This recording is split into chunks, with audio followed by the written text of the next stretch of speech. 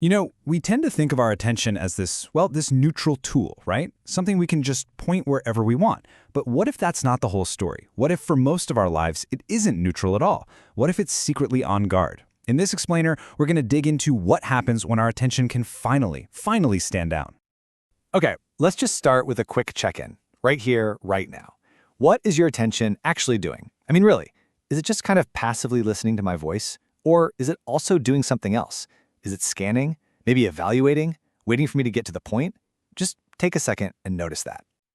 So let's talk about our everyday attention. You know how it usually works for most of us, day in and day out. And the reality is, it's what you could call a scanning mind. And this is really the core of it all. On one hand, we have this idea, right, that our attention is like a neutral spotlight we can just point around. But the reality, it's much more like a shield. It's in this state of constant kind of low-level defense, always checking, always comparing, always on guard. So what's this defensive attention even looking for? It's not just sitting back and absorbing information. Oh no, it is actively hunting. It's looking for problems to fix, mistakes to avoid, any potential threats out there, and yeah, even trying to find some deeper meaning in everything. And here's the thing, this is where we get tripped up. We mistake all that busy scanning activity for actual focus. We think, oh, I'm being so productive. But what's really going on under the hood is that we're in this defensive posture, constantly braced for something that might go wrong. Okay, so this whole thing is really an unseen defense mechanism. It's a process that's running just below the surface, and it creates this feeling of alertness. But it's an alertness that's a world away from true calm. And this is probably why most of us never even notice it. I mean, it doesn't feel like fear, right? If you check in with yourself, it's not like you're feeling anxious or terrified. It's way more subtle than that. What it feels like is just being alert. You know that feeling? Like you're on top of your game, tracking everything that matters, trying to stay just one step ahead? It's a really familiar feeling, maybe even kind of comfortable. It feels like being engaged with the world. But there's a cost to this. This constant, subtle alertness keeps our nervous system humming along, always active, always ready, even when we're in a totally calm, safe situation. It's like there's no real off switch. So, what happens when that guard is finally gone, when it's no longer needed? Well, this is the big turning point. This is the shift to what we can call a settled mind. So, when does attention finally stand down? It happens when that self it's been guarding starts to soften. When there's nothing you feel you need to protect, no image you have to maintain, and absolutely nothing left to prove to anyone. There's a quote that just captures this shift so perfectly. It says, "Attention settles, not by narrowing, but by no longer scanning."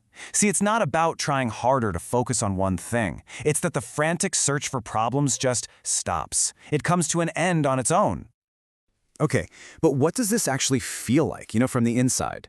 Well, that brings us to this idea of a quieter way of seeing, the actual experience of non-defensive attention. And what's so important to get is that nothing important is lost here. Your attention is still totally present. It's still responsive and clear.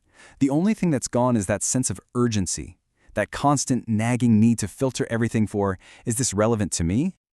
Now you might be thinking, okay, but doesn't that just mean I'll be disengaged? Does my attention just get, dull? And that's a totally fair question.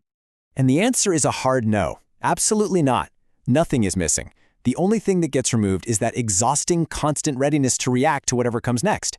You're not less engaged at all. You're just less tense about the whole thing. So what this really means is we're shifting how we even define attention. It stops being this filter that's always searching for relevance. Instead, it becomes this kind of pure availability. You start noticing things simply because they're there, not because your mind has stamped them as important or threatening. All right, let's bring this all home. What does this actually mean for you? What's the ultimate implication of all this? So when your attention finally stops defending, when it gives up that endless scan for what's wrong or what's missing, life doesn't suddenly turn into some crazy blockbuster movie. It doesn't become extraordinary. Instead, it just becomes sufficient. Things are simply enough, exactly as they are. Those ordinary moments start to feel complete, all on their own, without needing to be interesting or special. And there's this really profound peace that comes with that. And that leaves us with one final question to chew on. If our attention can be undefended, What about our actions? What would it actually be like to act from a place that doesn't have that same inner pressure? Something to think about. Thanks so much for joining me.